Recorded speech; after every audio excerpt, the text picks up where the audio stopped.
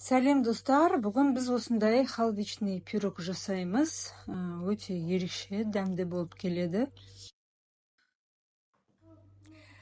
Бірінші қамырын жасап аламыз, оған бізге шекер мен бөлме температурасындағы майды осылай араластырып аламыз.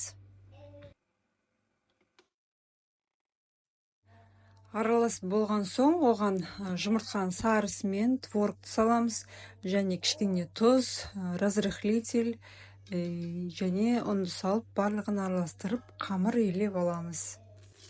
Және қамырына кез келген орех салсақ болады. Менде асқабақтың дәнегі болды, мен соны салдым. Міне қамырымыз осындай жүп-жұмсақ дайын болды. Енді кезек заварной крем.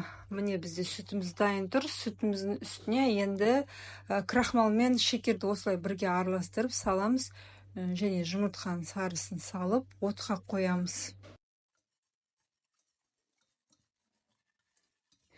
Отқа қойғанда тоқтатпай астын араластырып тұруымыз керек. Міне креміміз дайын болды. Енді қамырымызды алып, формаға осылай жайып аламыз. Қолымыз жабыспас үшін кішкене ұн себеміз.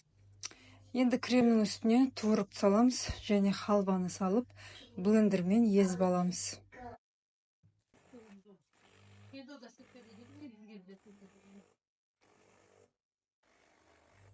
Міне осындай пастообразный крем дайын болды.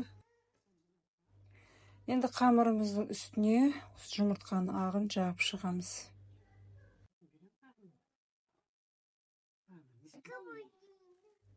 Кез келген жидек салсаңыздар болады, жидек салмасаңыздар да болады. Мендегі қолымдағы малина болды. Енді жаңа пастообразный начинкамызды салып, бетін тегістеп, духовкаға 170 градуста 30-35 минутқа жіберіп. Міне біздің халвичный пирогымыз дайын болды. Менің каналыма тіркеліп кетуді ұмытпаңыздар. Астарыңыз дәмді болсын. Сау болыңыздар.